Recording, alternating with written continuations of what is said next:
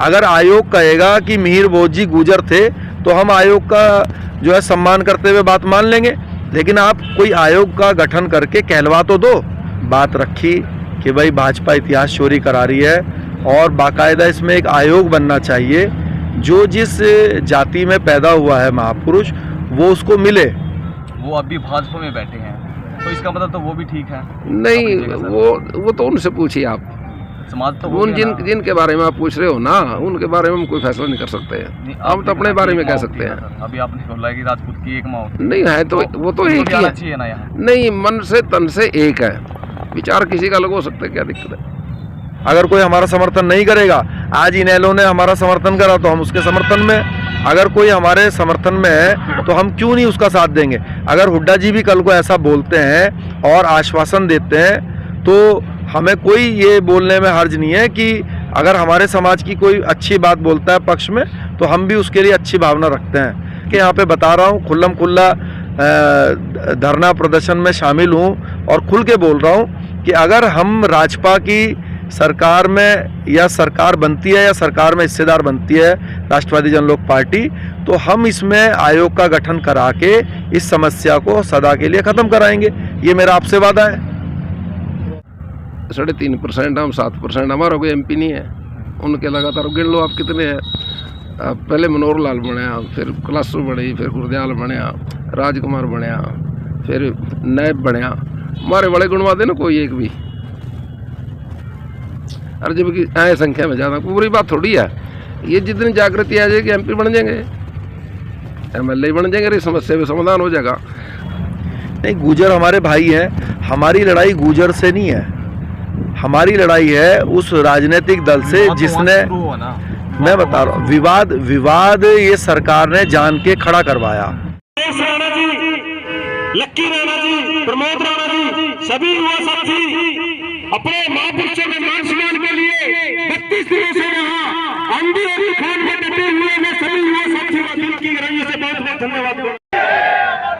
वीर शिरोमणि महाराज प्रताप अमर रहे, सम्राट पृथ्वीराज चौहान अमर रहे, सम्राट मिहिर राज अमर रहे,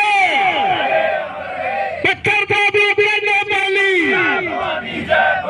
पत्थर को भी करना पहली। बहुत बहुत धन्यवाद। श्याम सिंह राणा जी, अगर बात की जाए राजपूत समाज है जो 25वां दिन आज हो गया धरने को, यहाँ बैठे हैं और जिस प्रकार से अगर बात की जाए ना मांगों की, आपका एक फर्ज बनता है कि उनकी आवाज़ उठाना, उनकी मांगों को पूरा करवाना, तो प्रयास क्या रहेंगे आपके? देखिए, हम तो अपने समाज के साथ हैं। समाज का जैसा प्रयास होगा वैसा हमारा प्रयास रहेगा। वैसे तो समाज के अंदर ये हमारे भारतवर्ष में डेमोक्रेसी है, प्रजातंत्र है। अगर लोकसभा और विधानसभा में भी कोई कानून अगर पास हो जाए, अगर वो गैर संवैधानिक है, कोई भी आदमी चैलेंज करके उसको रद्द करवा सकता है कोर्ट में जाके। और कोर्ट एक ऐसा रास्ता है जो सबको न्याय दिलाता है। और दिला भी दिया कैथल में।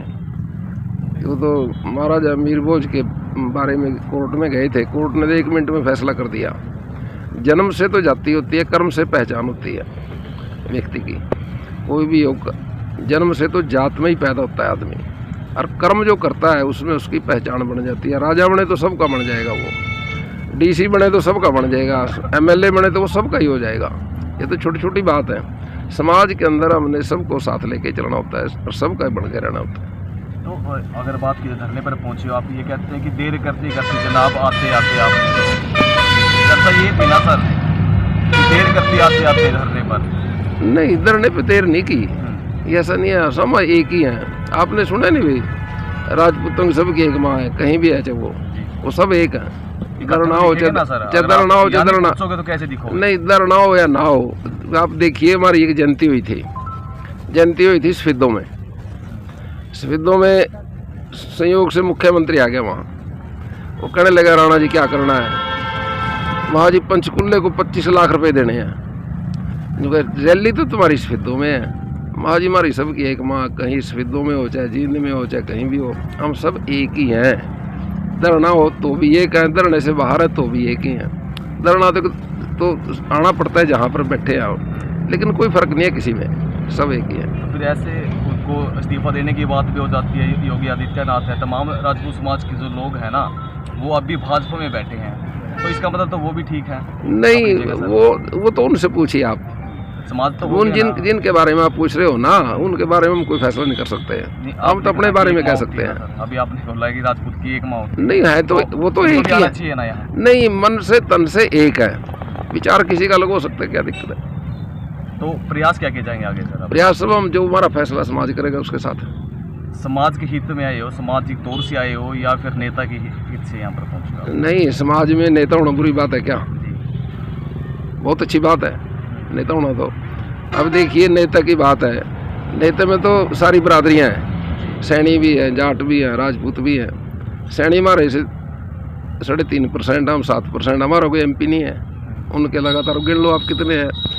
पहले मनोहर लाल बनया, फिर कलासू बनी, फिर गुरदयाल बनया, राजकुमार बनया, फिर नैब बनया। हमारे बड़े गुणवा दे ना कोई एक भी। और जबकि आए संख्या में ज़्यादा, कोई बुरी बात थोड़ी है। ये जितनी जागृति आ जाएगी MP बन जाएंगे, MLA बन जाएंगे, इस समस्या में समाधान हो जाएगा। और दूसरी बात मैं आपके कहता हूँ, RSS का एक भी MP नहीं था देश में। जब उनके खिलाफ लोकसभा में आवाज़ उठने लगी ना, उनको महसूस होया हमारा सांसद होना चाहिए, और फिर उन्होंने पोलिटिक विंग बनाया, और फिर आज उनकी सरकार भी है। ये बड़ा शेर सिंह जी लग रहे इस काम पे, क्या बुरी बात है ये? 18 अक्टूबर को पहुंच रहे हैं जी। 18 अक्टूबर को तो हम सारे इकट्ठे होंगे, कोई क्या दिक्कत उसमें? तो सारा समाज इकट्ठा होगा। देखिए, 18 तारीख को कैथल में महाकुंभ हो रहा है क्षत्रिय समाज का, और उस 36 बिरादरी के हर व्यक्ति का जो क्षत्रिय सम्राट मिहिर भोज जी को अपना आदर्श मानता है। तो ये जो कार्यक्रम है ये महापुरुषों के सम्मान में रखा गया है। जिस प्रकार से इतिहास की चोरी करवा के भारतीय जनता पार्टी ने, RSS ने दो जातियों के अंदर जो है विभाजन पैदा करा, उनके अंदर झगड़ा कराया, जबकि वो हमारे भाई की तरह थे। तो ये जो इस तरह की जो राजनीति दो भाइयों के अंदर लड़ाने का जो ये षड्यंत्र भाजपा ने करा है, उन चीज़ों के खिलाफ जो है क्षत्रिय समाज इकट्ठा होने जा रहा है कैथल में 18 अक्टूबर को। आपके माध्यम से भी हम सभी को आह्वान करते हैं कि भारी से भारी संख्या में 18 अक्टूबर को कैथल पहुँचें। सेक्रेटरीट के बगल में ग्राउंड है, वहाँ पर हम लोग इकट्ठा होने जा रहे हैं 18 तारीख को। जगह भी निर्धारित कर दी गई है सेक्रेटरीट कैथल के बगल में, तो हुड्डा ग्राउंड में। और आपको बता दें कि आज देवीलाल जी की भी जयंती थी, वहाँ पर भी उस मंच से भी हमने ये बात रखी कि भाई भाजपा इतिहास चोरी करा रही है, और बाकायदा इसमें एक आयोग बनना चाहिए। जो जिस जाति में पैदा हुआ है महापुरुष, वो उसको मिले करना भी चाहिए, क्योंकि मिहिर भोज जी सभी के आदर्श और महान पूर्वज हैं। चाहे वो किसी भी जाति धर्म का व्यक्ति हो, जो इस धरती पर रहता है, वो सभी के महान पूर्वज हैं। लेकिन वो जिस जाति में पैदा हुए, उसको भाजपा षड्यंत्र करके जो है समाज में विभाजन पैदा कर रही है, जिसके लिए ये आंदोलन चल रहा है। आज 32वां दिन है इस कलायत की धरती पर। यहाँ पर हमारे जो भाई बंधु हैं, समाज के जो वरिष्ठ लोग हैं, बुजुर्ग लोग हैं, युवा लोग हैं, वो सब लोग यहाँ पर धरने पर लगातार बैठे हुए हैं। तिगड़ाना में गांव पड़ता है भिवानी ज़िले में, वहाँ पर करीब 60 दिनों से धरने पर समाज के लोग बैठे हुए हैं। तो समाज के अंदर बड़ी पीड़ा है, दुख है कि जो हमारे महान पूर्वज हैं, जिन्होंने इस देश के लिए लहू बहाया, इस देश की रक्षा की, 36 बिरादरी की रक्षा की, उनके साथ इस तरीके से किया जा रहा है। ये दुर्भाग्यपूर्ण है और हम लोग इसका विरोध करते हैं। भाजपा का विरोध करते हैं, हर उस पार्टी का विरोध करते हैं जो इतिहास को बांट के जातियों में या धर्म के आधार पर लड़ाई करवाने का काम करती है। जी, अगर आपने कहा कि जो गुर्जर है वो आपका छोटा भाई है, विवाद ना खड़ा होता अगर पहले मना लिया जाता, उनको छोटा भाई है ना, वहाँ जाते बड़े भाई से। नहीं, गुर्जर हमारे भाई हैं। हमारी लड़ाई गुर्जर से नहीं है, हमारी लड़ाई है उस राजनीतिक दल से जिसने, मैं बता रहा हूँ, विवाद ये सरकार ने जान के खड़ा करवाया। अगर सरकार ना चाहती तो कैथल में उस दिन हमारे बुजुर्गों का अपमान नहीं होता। अगर सरकार चाहती कि वहाँ पे लाठीचार्ज ना हो तो नहीं होती। सरकार चाहती है, हमने सिर्फ इतना ही तो कहा था उस दिन। जैसे आपको याद होगा जब महाभारत हुई तो सबसे पहले कृष्ण जी ने, अर्जुन ने यही कहा कि भाई हमें तो 5 गांव दे दो, तो 5 गांव भी नहीं दिए। हमने तो कैथल में ये कहा था कि भाई आप हिंदू सम्राट लिख के मूर्ति लगा लीजिए, अगर तुम 10,000 आओगे तो राजपूत 20,000 आएंगे, आपके भाई हैं, हमारे भाई हैं, आपका सहयोग करेंगे। लेकिन जो वहाँ पर जो लोकल राजनीति करते हैं, जो वहाँ पे जिला अध्यक्ष थे, जो विधायक थे, तो सरकार ने जान के उनको ये जो है छूट दी कि भाई इन राजपूत समाज की बेइज्जती करनी है।